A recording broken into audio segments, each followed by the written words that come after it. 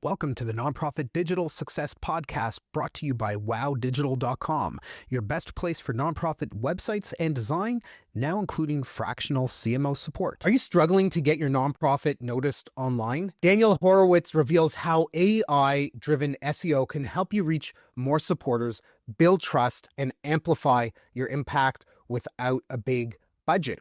So stay tuned and let's boost your visibility game.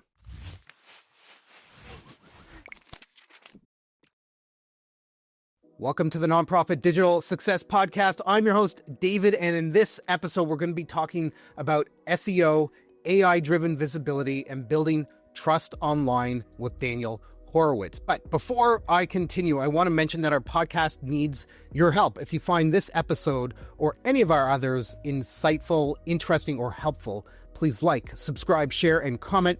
It helps our podcast out immensely. Daniel's the SEO lead at Informatica, where he helps build scalable AI visibility systems. His work is all about using AI search, topical authority, and digital trust to elevate brand presence. And he's here today to show you how to apply that thinking to your own nonprofit, even if you have limited resources. Daniel, thank you so much for joining in on the show today. Thanks, David. Excited to be here and dive into some of the, AI first search strategies that nonprofits can use, even without, having a huge budget or anything like that. Yeah, a couple of weeks ago, there was a group of agency owners that got together in Toronto, and we were having a conversation about SEO and AI. So I'm super excited about our conversation. I want to hear what your thoughts are in terms of like LLMs and how we could be found by them so we can actually show up.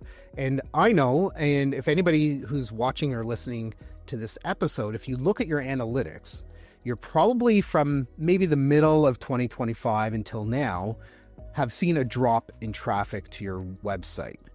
And my take on that, and what we've been talking about with our clients, is look, people have been for the last more than a decade going to Google, searching, and then clicking through and landing on your page. And somewhere in the middle of 2025, Google implemented Gemini. And so what it's doing is when you run a search, most of the time, not always, but most of the time, it's showing an AI result above the ads, above everything. So people are getting the information that they want without having to actually go and click through. So I'm really curious, what are your thoughts around that? Yeah, so obviously this is a huge disruption in search. I would say for a lot of sites, especially at the enterprise level, but all the way down to smaller blogs and everything, traffic is down, maybe anywhere between 40 and 60% for most brands. So this is a huge shift, right? And it's to your point with, Gemini, which is their LLM, which powers their AI overviews, which pretty much what this does, it summarizes, especially for top of funnel queries. So if people are searching for, very high level informational queries, they're no longer clicking to websites at all. And, keep in mind, this has been happening for a while. Google has had a lot of zero-click things on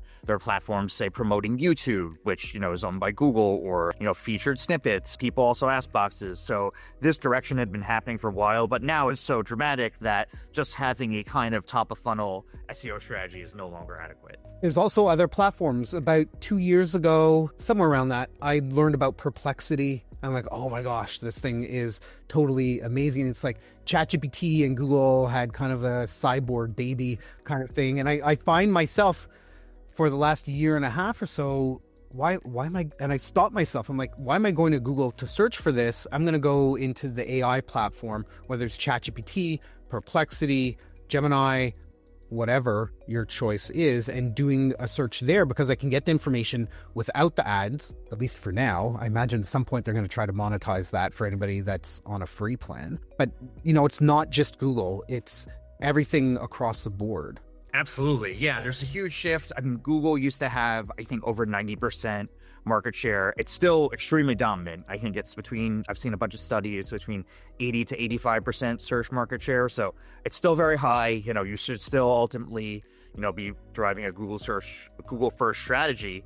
But yeah, there are platforms like Perplexity. ChatGPT, I would say, is by and far the most used. But, people are now going to these platforms. It's much harder to track what's happening now, right? There's not the equivalent of, say, like, you track a keyword, you use your favorite, keyword tool, let's say SEMrush or Ahrefs or what now, you get a search volume, you get an approximate difficulty of how much is to rank. You write some articles, you do some outreach to some websites, you build some links, you make sure that's linked well in your website, with technical SEO. There was a very clear framework of how to succeed with search, right? Now it's like the wild, wild west. No one 100% knows how these LLMs work and how they're deriving information. So, at least at Informatica, and, when I've worked with clients and everything, a big thing is just trying to show up in as many different places as possible and really doubling down on topical authority, which topical authority is pretty much just becoming a subject matter expert on a particular topic. What you would do is take, if your nonprofit specializes in something specific, for example, you would take that topic, break it down into a bunch of subtopics, cover it from all different angles, and this is how you build that authority. Is an LLM will look at your nonprofit and say, hey, oh wow, these guys are experts in this. So then those articles, as long as they're all linked together in a logical way on your website, you're more likely to rank well in Google, of course, but also for LLMs, they're more likely to cite you as a subject matter expert. That's really the genesis of that. But, you have to look at it in terms of, content writing isn't free. You have to get good writers, of course. So it's not always the cheapest strategy. But if you have members of your team, for example, that are truly experts of the subject, you could build out their expertise, make sure, say, their LinkedIn or social profiles or LinkedIn, they're building external credibility and they're the authors of the articles. That'll all lead into that. Okay.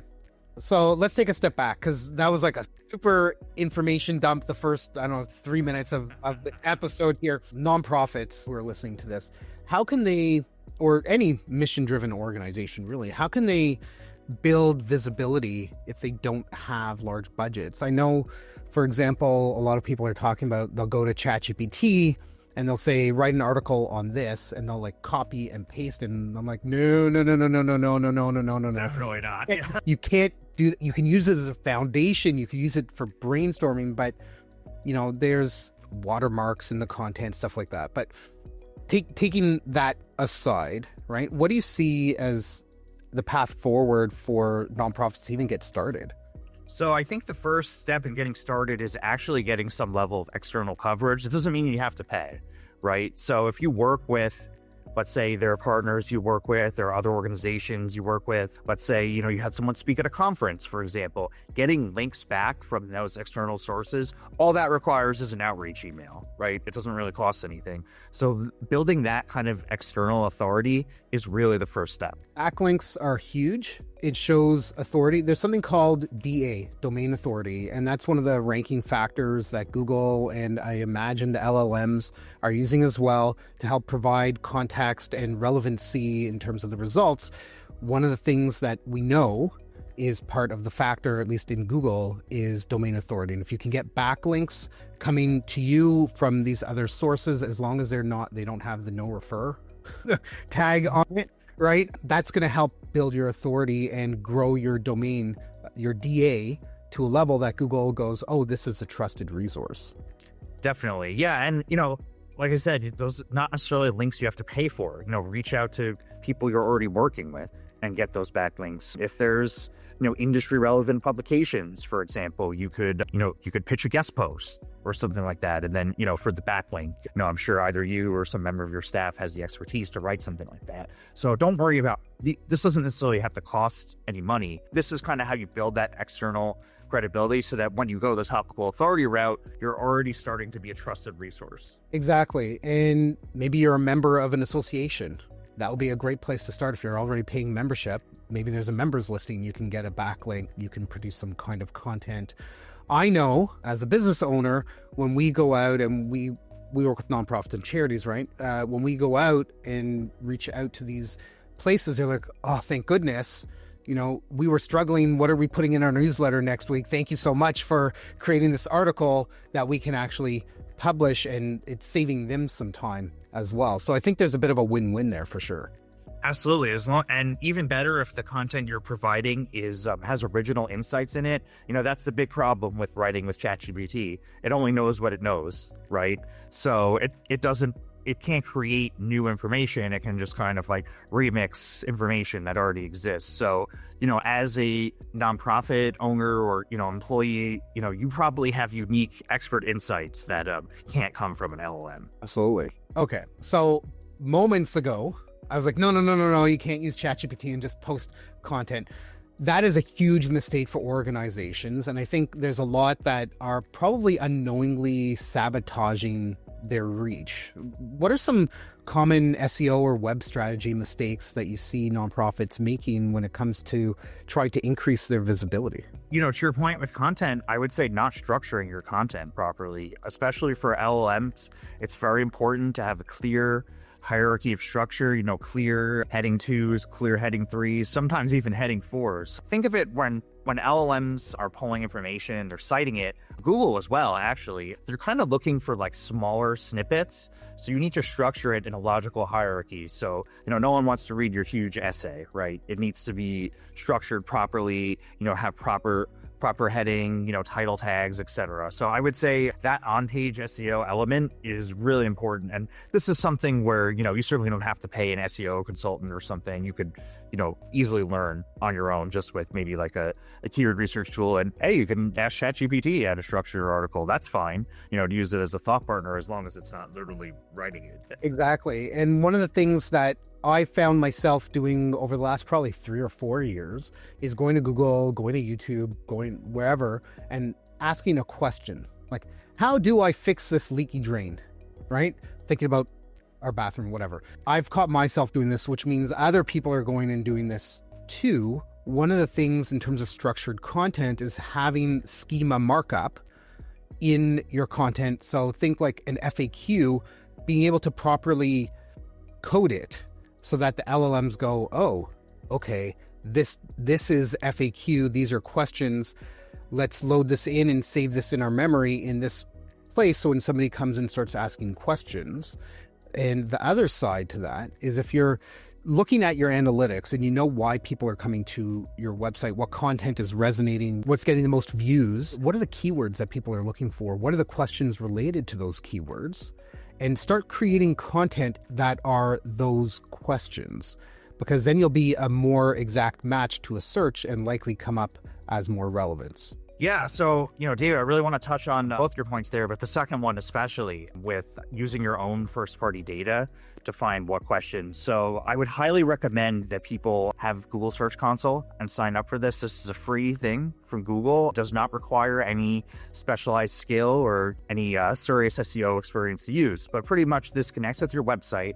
It'll tell you, your clicks, of course, but also your impression data. Your impression data is a gold mine for what Google already sees you relevant for. So these are where those questions you were talking about will come up. So let's say, you have a few articles on your website, a few blogs, but they're not ranking well. They're not getting a lot of visibility, but you can see, oh, wow, like this got, even though nobody clicked, this got 300 impressions for a very specific question. Well, great. That should be my next piece of content, right? That's my subtopic.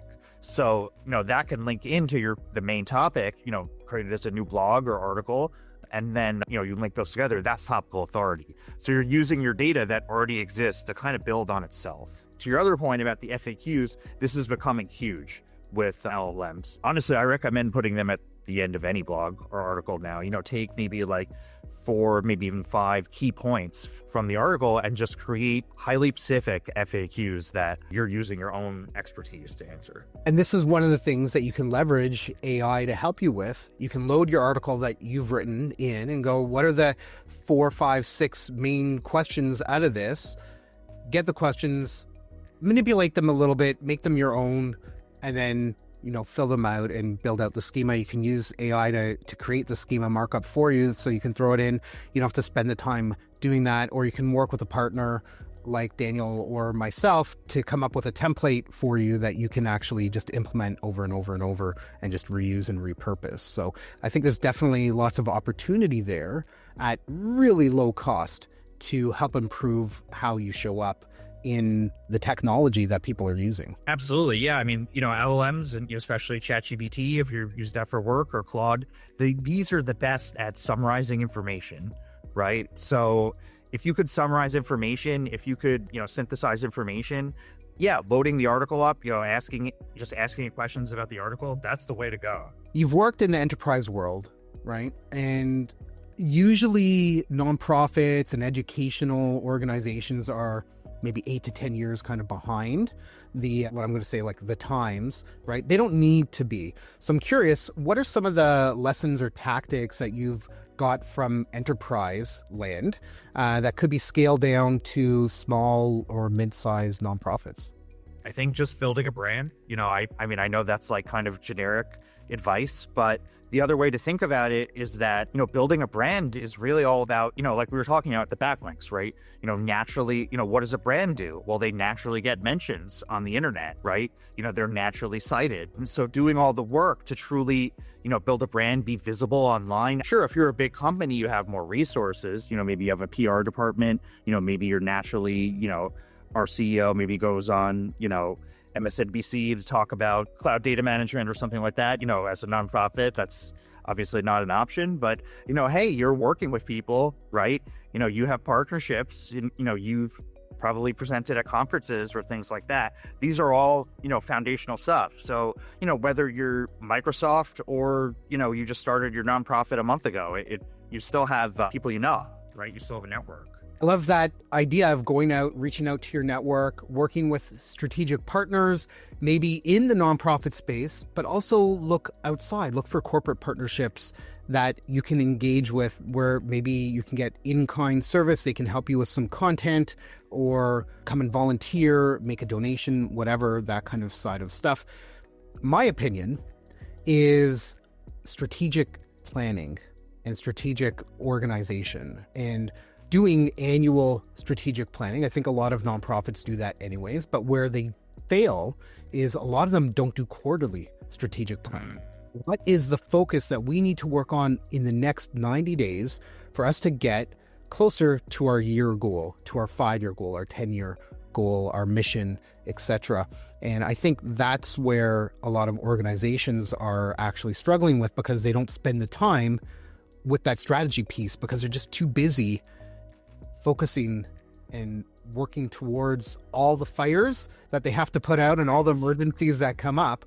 And if anybody is interested in quarterly strategic planning, little plug here, that is something that we do for our clients. So give us a call, reach out, shoot us an email, whatever. We can work with you on the quarterly strat planning. It's about a 2-hour session once a quarter. So if you can't figure out 2 hours once a quarter to sit down, if you don't want to hire us, I do have also where is it here? I've got it sitting on my desktop, a PDF that I can send to you as a quarterly worksheet to go through. All right, we did talk about AI and how it's changing search super, super fast. I was at a conference about 1.5 years ago in New York, and everybody was talking about AI, and we had a expert in AI come who builds out AI integrated platforms and all kinds of stuff like that. And she was talking about how AI hallucinates. That's the word that she used. So AI, for everybody out there, has been built to be nice to us, to agree with us, to give us information that we want, even if it means that it has to make up a bunch of garbage to help us out, right? So what are your thoughts in terms of how people can navigate around that and ensure whatever they're asking for is actually real? You have to be aware of the fact that it glazes you. I think that's the biggest thing. So, I mean, there was an episode of South Park recently where one of the characters was kind of mocking the other character using ChatGPT, and they were like, create me a business where, we can turn French fries into salad. And, ChatGPT was just like, oh my God, this is a brilliant idea, blah, blah, blah. Clearly it's not, right? So I think you have to kind of check your ego at the door when you're using this and realize that this is happening, it's going to agree with you.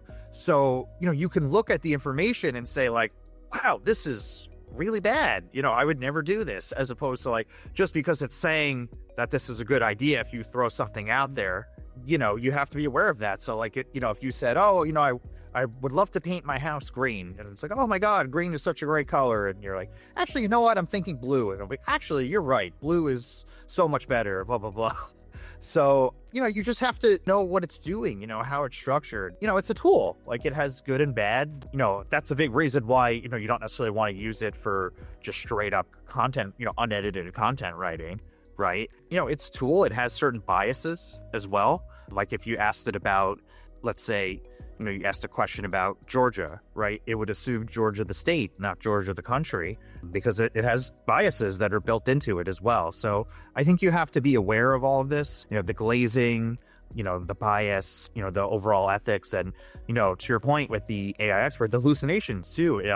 It definitely has, I think they've improved it over time, but it still will hallucinate maybe 10%, 15% of the time. So you have to be aware that, sometimes the facts it'll make up are straight up wrong. And if there's something that seems off to you, you might want to validate that. It's not your single source of truth. For years, we've been saying, you've probably been saying this too, you can't trust everything that you see online. Anybody can go and make a web page and post it up there and go, look, it's true, it's online, right? So it must be true. No, that's not the case. And that's the same with literature as well. For millennia, right? People can make a book and publish it and put it out there and people can believe it. So we need to understand and have in our mindset that what we're getting may or may not be accurate. If it's citing statistics for you, like I need a statistic that talks about in northeastern United States what percentage of children are malnourished, right? Ask it for the sources and then go and follow through and see if it's legitimate. You can definitely use it as a research tool, but you have to spend your own time also to validate, right? Not everything is 100% truthful when it comes through, and you also want to look at the source that it came from, right? 100%. If it's like a page that I made and I called it like Dr. David, right? And it had some home remedy for something versus a trusted medical journal, I would go with the trusted medical journal over something that I've put up.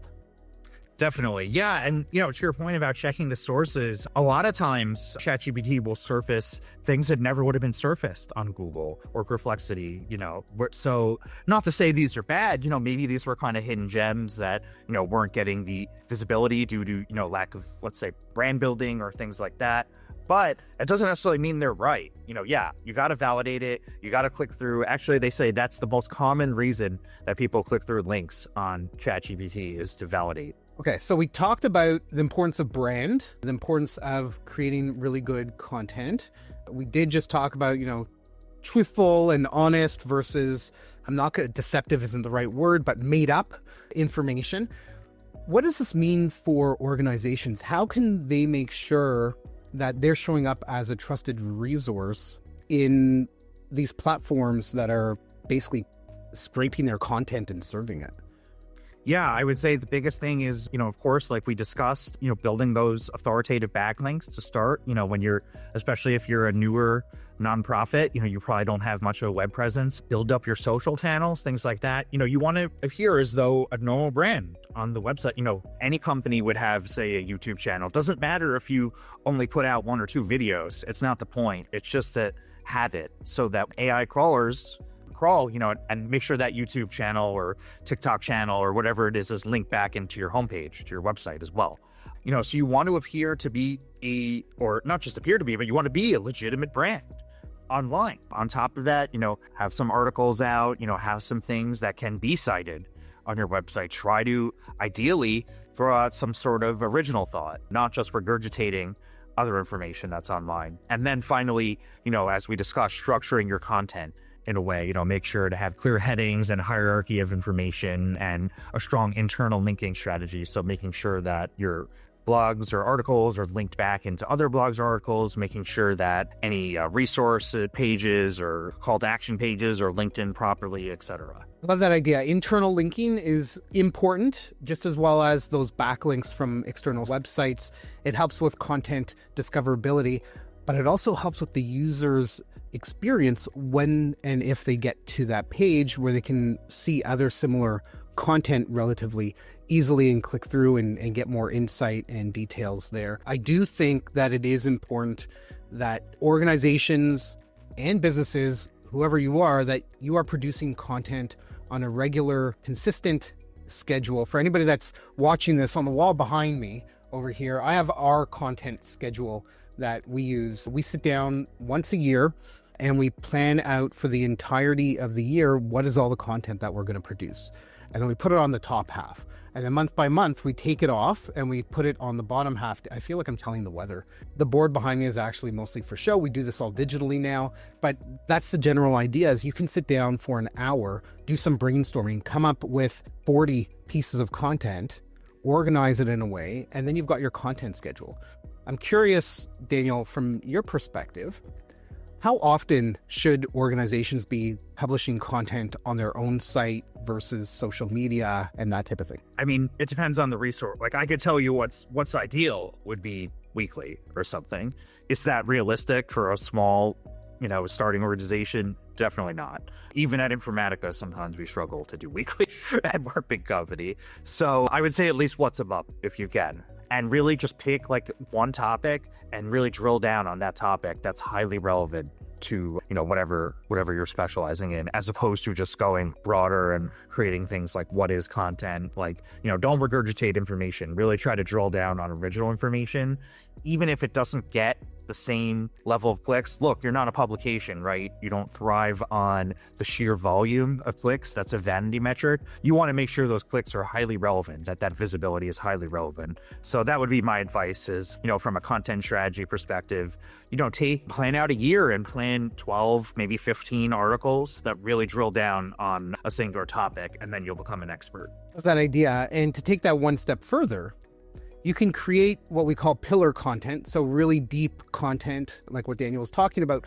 But you can take that and then you can chunk it into smaller pieces, and you can use those chunks for social posts. You can use those in email newsletter. You can use those kind of across multiple different mediums without having to be fresh and new, right? You can take a quote from it and use it here and create like a nice graphic, and there's your social post for the week or the day or however often. Yep, exactly. Think of it as like you're creating an interconnected ecosystem, right? So you can draw things from other things and that it's all connected and related, and that's kind of the whole point of building topical authority, is that you're really an expert in this topic. So the more you're posting about it, the more that you're sharing information about it, the more you're going to be recognized as an expert. Love it. Okay, so everybody that has been listening to this episode, they are creating content. It's original content. It's kind of long form. They've got backlinks coming in. They've got internal links in their own website. They're putting some stuff out on social to try to drive some traffic, awareness, brand awareness, that kind of thing. They're showing up in AI search. You did talk briefly about GSC, Google Search Console. We could talk about Universal Analytics 3 versus Google Analytics 4. If you use UA3, you need to update. As for the last, I think, when was it? June 2024? I think it stopped been a while. Data, right? It's been well over a year and a half, right? How can organizations actually measure success? And you did kind of touch on this a little bit. It's not the number of clicks, but the meaningful clicks, right? Aside from clicks, keyword rankings, how can they measure digital impact that reflects their mission and goals? Yeah, I would say ideally conversions, right? I mean, that's ultimately the point of all this, is to get people to be, contacting you, to, build partnerships, things like that. I mean, that's why build an online presence. You're not, end of the day, you're not a publication, you're not selling ads or affiliate links. The goal is not to just get as many clicks as possible, but it's to, create conversions. So whether that happens, it's harder to track today than ever, right? Often that could happen where someone's doing, say, research in Perplexity or ChatGPT, and, they're using 10 different prompts and they're having a whole conversation, and it's not something you can track. But even, at Informatica, we've noticed our conversion rate from LLMs has grown, I think, 5x in the last year. So it's not a huge percentage of our overall conversion rate, but it's much higher than it was a year ago. I mean, 5 times as higher. So, things like that is try to measure the conversion rate, create goals on your specific pages. Let's say it's a form fill or a download or something. Oh, another thing is if you have any kind of gated content, make sure to ungate a summary at least. So, you could still get the download for lead capture, but make sure that it's not just a pure landing page, that it has actual information on it. These are all important things, right? We need to make sure that our web presence is actually helping us drive business. Daniel, amazing thoughts around SEO, visibility, content, AI. We could probably talk about this ad nauseum. We could probably have an entire podcast daily just going through all of this stuff. So thank you so much. I hope that the folks listening to the show have been able to get some really great advice and some pointers from our conversation. I like to put our guests kind of in the hot seat a little bit right here at the end. So if you were to issue a challenge to anybody listening to this episode, something you want them to do in the next 24 hours after listening, what would that challenge be? Okay, this is going to be a twofold challenge, actually. So I want you to build a pitch list, an outreach list of people, everyone in your network, everyone you're working with, put their emails and their names, put it in a spreadsheet and start outreaching to them for backlinks. And then on the same token, start to create a topical authority strategy, build a topical map, go into your Google Search Console data like we've discussed, find questions that people are actually asking that are relevant to your niche, and, build a topical map based on that. You have the impression data to guide you. Build out, the ideas for, you don't need to create full outlines or anything like that, but even just the topics for, let's say, 12 to 15 blogs or articles like we've discussed. Love it. All right. So if anybody wants to get in touch with you, what do they need to do? So you could just find me on LinkedIn at linkedin.com/Daniel Horowitz SEO. I shared insights daily about AI search, kind of the direction that everything's going. And would be really excited to connect with you there. Fantastic. So Daniel, again, thank you so much for joining in on this show. It's been great having you here on the Nonprofit Digital Success Podcast. Everybody listening, if you want any of the information, the resources, the link to Daniel's LinkedIn, just head over to our podcast page at nonprofitdigitalsuccess.com. Click on this episode for all the details. And until next time, keep on being successful.